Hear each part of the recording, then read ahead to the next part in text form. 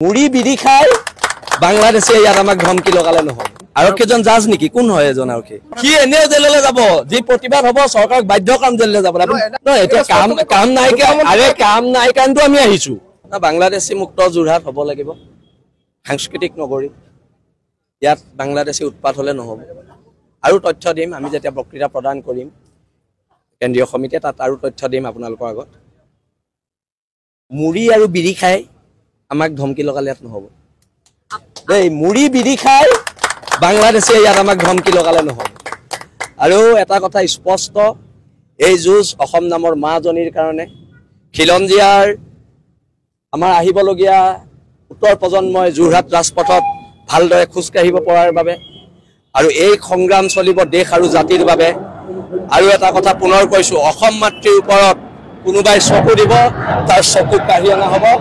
আৰু এই আজাদ চৌধুৰীক গ্ৰেপ্তাৰ কৰি জেললৈ পঠিয়াব লাগিব লাগিব লাগিব।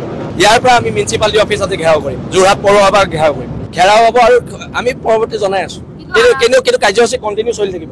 আৰক্ষীজন জাজ নেকি? কোন হয় এজন আৰক্ষী? সেই আৰক্ষীজন জাজ নেকি? তেন্তে তেওঁৰ ওপৰতো আৰক্ষী দায়বদ্ধতা আয়োগত গোচৰ দিয়া হ'ব। সি এনেও জেললৈ যাব, যি প্ৰতিবাদ হ'ব চৰকাৰক বাধ্য কাম জেললৈ যাব। মই একো নাজানো, কিন্তু আমাৰ প্ৰতিবাদত আপুনি শুনক, আমি ওলাই আহিছো প্ৰতিবাদ কৰিবলৈ। নহয় এতিয়া কাম নাইকিয়া, আৰে কাম নাই কাৰণটো আমি আহিছো। আমি সেইটোৱেতো দাবী কৰিছো যে মুখ্যমন্ত্ৰী যদি সাহস আছে আজাদ চৌধুৰীক এৰেষ্ট কৰিব লাগিব, নহ'লে গণতান্ত্ৰিক প্ৰতিবাদ কিন্তু ভয়ংকৰ হ'ব। গণতন্ত্ৰ শেষ স্থলকে প্ৰতিবাদ হ'ব। লিয়াজানৰ কথাটো এটা বেলেগ কথা, এইটো কথা এটা বেলেগ কথা। জাতি ইছ্যু সমাপ্ত নহয় বুলি আমি ইয়াত বাংলাদেশী কেইটা উৎপাত কৰিবলৈ দি থাকিম নেকি?